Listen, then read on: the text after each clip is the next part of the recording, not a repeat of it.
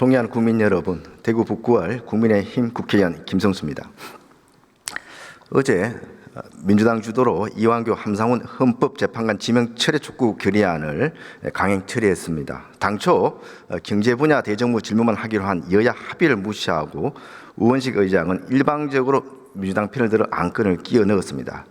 지금 의장께서 자리에 안 계십니다만은 우 의장은 지난주 보도자료를 통해 국회 입법조사처로부터 한덕수 권한대행의 헌법재판관 지명이 위헌, 위법 소지가 크다는 취지의 유권 해석을 받은 것처럼 발표했는데 저희 의원실에서 확인한 결과 입법조사처는 유권 해석을 할 수 있는 기관도 아니고 검토 내용도 권한대행의 직무 범위에 대해 학계의 상반된 견해를 정리한 것이었는데 아전 인수격으로 호도한 것이었습니다. 국회의장은 공정한 국회 운영을 위해 당적도 버리도록 되어 있습니다.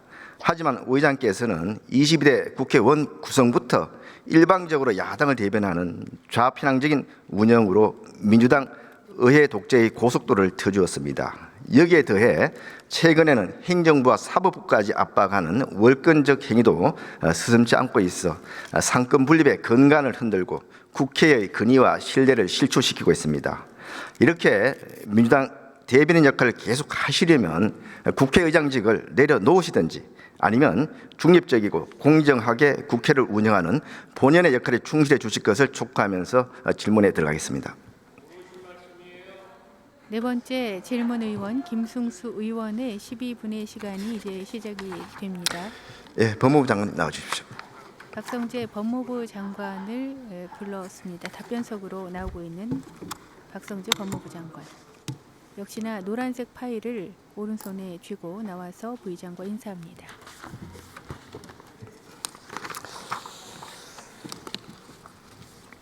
예, PPT 좀 화면 좀 봐주십시오. 저게 지금 무슨 사진인지 아시겠습니까? 뉴스에서 봤습니다. 예, 노민단체에서 트랙터 시위한 건데 저 허가 받은 시위입니까? 구체적인 내용은 제가 확인을 못 해봤습니다. 작년 12월에 한번 했고 올 또 3월 달에 한번 했습니다만은 애초에 경찰에서 제한 요청했습니다만은 강하게 경찰 압박해서 일부 허용을 해줬었고 작년 12월에는 올 3월에는 트랙터 상경을 명확하게 법원에서 금지했음에도 불구하고 광화문에까지 트랙터를 등장을 시켰습니다. 분명한 불법 시위 아니겠습니까? 불법 시위에 대해서는 뭐 법대로 경찰에서 처리할 것으로 합니다. 저기 트랙터 시위로 인한 뭐 부상이라든지 인적 물적 피해 정도 아십니까? 제가 보고받은 바는 없습니다. 경찰 간 그 부상 등 인적 피해, 물적 피해가 발생했음에도 불구하고 또 불법 시위에도 불구하고 조치가 미흡하다는 지적이 있는데 지금 몇 명이 지금 구속돼서 조사받고 있는지 아십니까? 죄송합니다. 제가 확인 못 해봤습니다. 저번 서부지법 사태 때 그때 지금 86명이 체포돼 가지고 무려 58명이 구속됐습니다. 그런데 지금 두 번에 걸쳐 가지고 이렇게 경찰 폭행에 밤샘 시위를 했음에도 불구하고 지금 구속이 한 명도 없습니다. 뭔가 굉장히 형평성에 좀 어긋나는 것 같지 않습니까? 제가 판단하기 말씀드리기는 이렇게 지금 상황에 따라 명확하게 불법 시위고 많은 국민들을 공포로 떨게 했음에도 이렇게 송방망이 처벌하니까 계속 이런 불법 시위가 반복되는 거 아니겠습니까? 좀 무관용의 원칙으로 불법 시위에 대해서는 엄중한 조치를 좀 부탁을 드립니다. 예, 들어가 주시기 바랍니다. 네, 불법 트랙터 상경 시위 무관용 원칙 조치라는 PPT가 시각 자료로 띄워졌습니다. 행안부 직무대행님. 행정안전부 고기동 직무대행 차관이 답변석으로 들어섰습니다. 예, 행안부 차관입니다. 저 트랙터가 이게 본인들 소유가 맞습니까? 한번 확인해 보셨습니까? 정확히 알지는 못하면 뉴스에서 봤을 때 몇 대는 아니었던 걸로도 알고 있습니다. 일부 트랙터는 명백하게 지금 문재인 정부 때 북한에 보내주기 위해서 농민단체에서 이렇게 보조금을 받아서 구입했다가 보내지 못하고 보관하고 있던 그런 트랙터로 지금 밝혀졌습니다. 그렇죠? 일부 환수 절차가 지금 진행되는 것으로 알고 이렇게 지금 당초 보조금 목적을 달성 못했을 경우에는 이게 반납해야 되는 거죠. 통상지방보조금법에서는 다른 용도로 사용하거나 교부 목적에 어긋날 경우에는 자치단체장이 환수하도록 교부 취소할 수 있도록 해놓고 있습니다. 그런데 이 시간이 이렇게 꽤 지났는데도 버젓하게 지금 불법 사용하고 있단 말이죠. 이런 부분에 대해서 왜 시급하게 빨리 조치를 안 하고 있습니까? 뭐 일부나마 환수가 됐고 환수 절차가 진행되는 것으로 알고 있습니다. 예. 몇몇 자치단체는 거의 대부분의 자치단체는 저런 불법 사용에 대해서 반환 요구조차도 안 하고 있습니다. 이 보조금 관리가 굉장히 좀 부실하고 국민 혈세가 새고 있는 겁니다. 이렇게 지금 농민단체에 지급한 보조금이 제대로 쓰여지고 있는지에 대해서 저희 의원실에서 조사를 해봤습니다. 조사를 해보니까 보조금 집행과 관리의 이제 부실과 이게 불법 투성이었습니다. 몇 가지 사례를 보더라도 이게 지금 직원들 행사를 농민 단체 행사를 했는데 당초 계획보다 일은 줄어들었는데 오히려 집행 금액은 늘은 그런 사례라든지 보통 이 집행하면 보통 1,000원짜리 정도로 끊는데 이게 지금 예산에 맞춰서 그렇게 하려고 그랬는지 10원 단위까지 이렇게 꼼꼼히 이렇게 맞추는 어떻게 보면 꼼수로 이게 보조금을 집행한 정황이 많이 드러났습니다. 더 심각한 것은 이런 영수증을 보니까 국민 혈세로 보조금으로 술도 사고 담배도 사고 지금 보조금으로 술, 담배 이런 거 살 수 있는 겁니까? 교부 목적에 합당해야 될 것 같습니다. 심지어 어떤 경우에는 전농 회장이 소유하고 있는 언론사에 또 광고비를 전농단체 광고를 집행하는 자기끼리 또 국민 혈세를 나눠먹게 하는 그런 사례도 보였었고요. 해외 탐방을 한다고 이렇게 연수를 가는데 보니까 실제 농업 발전이나 농민들의 근익 향상을 위한 그런 데 시찰을 하는 것이 아니고 관광 내지는 월맹군의 그런 사회주의 유적지 이런 데를 좀 견학을 하고 있습니다. 이것도 목적에 위배되는 거 아니겠습니까?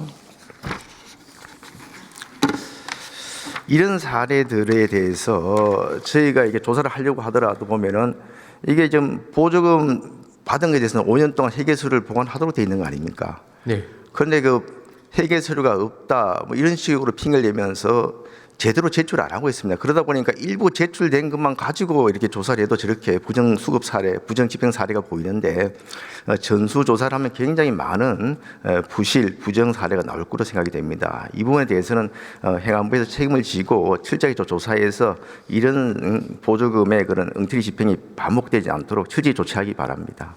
네, 법령 위반 사항 여부에 대해 해당 지자체에서 살펴보도록 하겠습니다. 예, 들어가십시오. 법무부 장관님 다시 좀 나와 주십시오. 국민열세 지방보조금 불법 사례 꼼수 집행 현황 나눠먹기 계모임 관광 집행이라는 PPT가 띄어졌습니다. 법무부 장관이 답변석으로 다시 들어섭니다. 이들 농민단체가 농민들을 위한 활동보다는 반정부 시위라든지 또 친부 종북 이런 쪽의 시위의 주로 거의 빠짐없이 나타나다 보니까 이들 단체를 바라보는 국민들의 시각이 곱지 않습니다. 그런데 이 단체들이 왜 이렇게 정치적인 그런 활동에 역점을 두느냐 살펴보니까 그럴 수밖에 없었습니다. 이게 좀 PPT 한번 보십시오.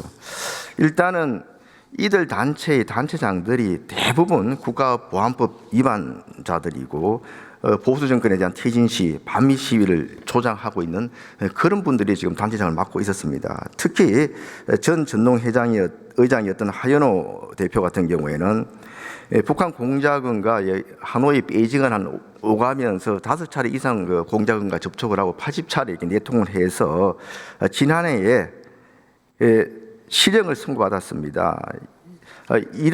이뿐만 아닙니다. 또 이들 단체 연수에 보면은 교육을 위해서 초빙받는 강사들의 면면을 보더라도 많은 수가 국가보안법 위반자들입니다. 특히 반미 시위에 가담했던 자들.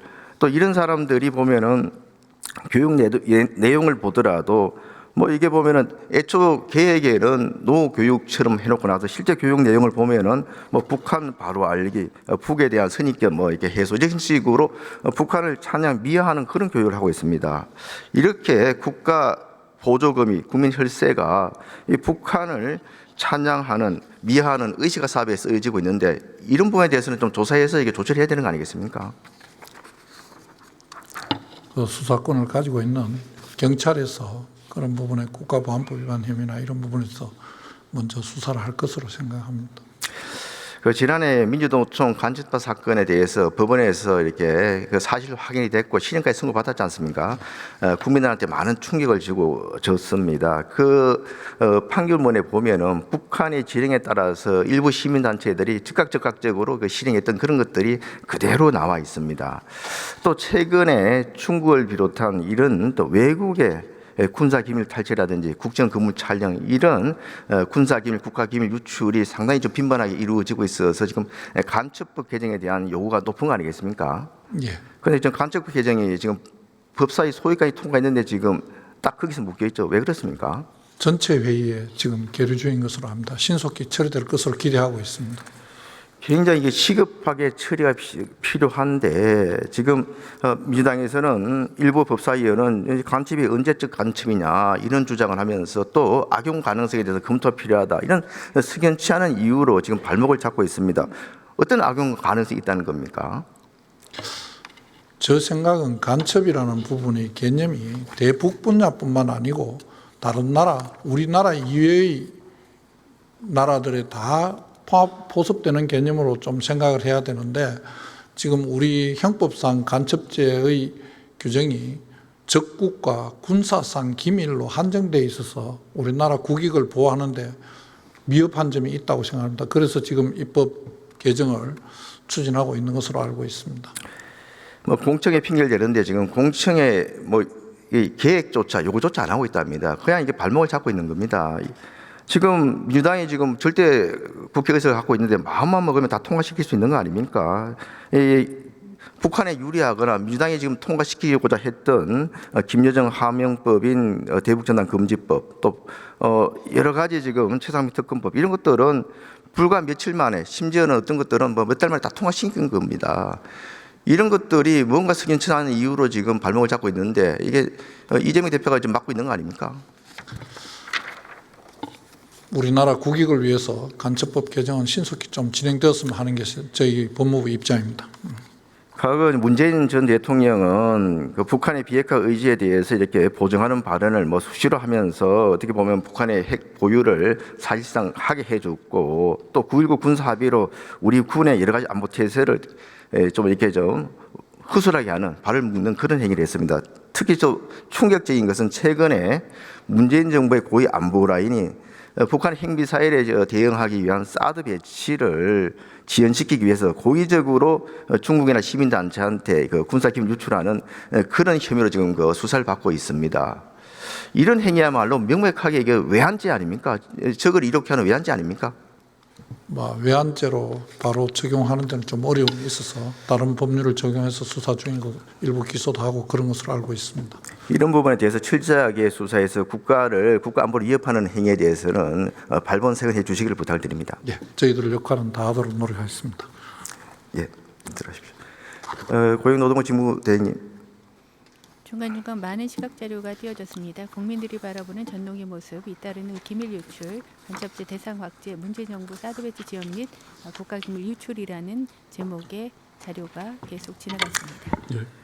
그 매년 시력급여가 한 170만 명이 한 12조 가까이 이렇게 지급되고 있죠. 예.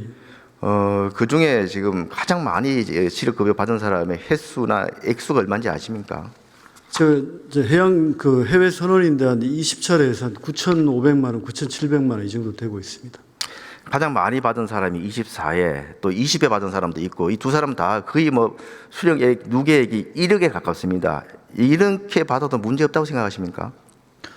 저희가 상당히 반복 수급자에 대한 문제는 뭐 해외 선원 같은 경우 좀 약간 1년 동안 이내로 계약해야 된다는 그런 요건이 있긴 하지만 전반적으로 반복 수급에 대한 문제는 저희도 충분히 인지하고 있는 상황입니다.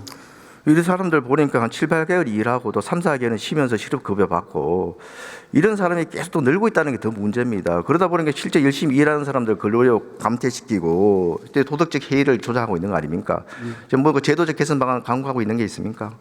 예, 저희가 지금 그 환노위 법안소위에서 논의됐었는데 구직급여 지급을 일부 단계적으로 제한을 해가지고 5년간 참여할 경우 10%, 최대 보면 6회 이상 50% 이렇게 하는 법안이 저희가 올라가 있고 또 단기 건속제를 너무 많이 가지고 있는 기업에 대해서도 저희가 좀 추가 부담을 하는 쪽으로 하고 있는데 어쨌든 간에 지금 180이라는 부분이 좀 상당히 현장에서는 좀 다르게 운영되는 부분이 있어서 그런 부분도 저희가 함께 논의할 준비는 되어 있는 상황입니다. 무한 반복 수급이 되지 않도록 횟수를 제한한다든지 아니면 기준을 좀 강화한다든지 하는 그런 제도 개선 방안을 조속히 마련해 주시기 바랍니다. 예, 그렇게 하겠습니다. 문체부 장관님. 지금까지 답변에 고용노동부 장관 직무대행 김민석 차관이었습니다. 이인철 문화체육관광부 장관이 답변을 위해서 답변석으로 나오고 있습니다. 네, 알았습니다. 올해 65세 되는 인구가 몇 명이나 되는지 아십니까? 뭐 정확하게 숫자는 알지 못합니다만 지금 고령 인구가 워낙에 많아졌기 때문에 고령층에 대한 여러 가지 수요가 많이 지금 증가하고 있습니다.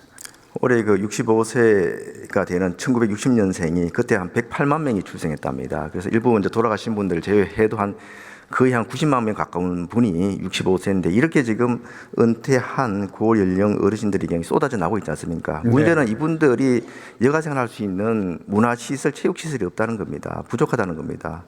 그런데 이 문화시설, 체육시설 이 중앙에서 지원해 줄 수 없지 않습니까? 지금 어떻게 되어 있습니까? 사실은 뭐 전국적으로는 지역 간의 그 차이가 많이 있어서 체육시설이나 문화시설을 이제 설치하고 만드는데 그 차이가 많이 나거든요. 저희들이 작년 1년 동안 이런 부분에 대한 집중적인 조사도 하고 또 좀 직접 중앙정부에서 일을 좀 만들어주고 싶어도 지금 재정분담이라는 지역에서 책임져야 하는 그런 부분으로 정책이 전환돼 있어서 직접적인 지원을 잘 못하고 있는 실정이거든요. 적어도 앞으로는 지역적으로 이런 것이 균형적으로 될 수 있도록 특히 이 고령층이 많이 이용하고 있는 그런 파크 골프라든지 게이트볼이라든지 뭐 이런 부분에 대해서는 저희들이 좀 재정 당국하고 협의를 해서 내년도부터 그런 차이가 좀 나지 않도록 정리를 좀 해갈 생각입니다. 2019년도에 이들 사업 시방 이양이 됐고 또 한시적으로 보존해 주던 것도 내년이면 끝이 납니다. 그렇기 때문에 부입부 빈입빈 현상이 심화될 수밖에 없는데 문체부에서 좀 국비 지원이 어르신 시설에 대해서는 될 수 있도록 각별히 신경을 써 주시기 바랍니다. 네네. 지금 뭐 준비를 아주 잘 하고 있다고 말씀드리겠습니다. 네. 네. 문화체육관광부 장관 답변 시 은퇴 연령 66세 이상 매년 증가라는 제목의 시각자료가 띄워졌습니다. 네 번째 질문자 국민의힘 김승수 의원이 질문을 마치고 이제 마무리 발언을 위해서 질문대를 중앙으로 옮기고 있습니다.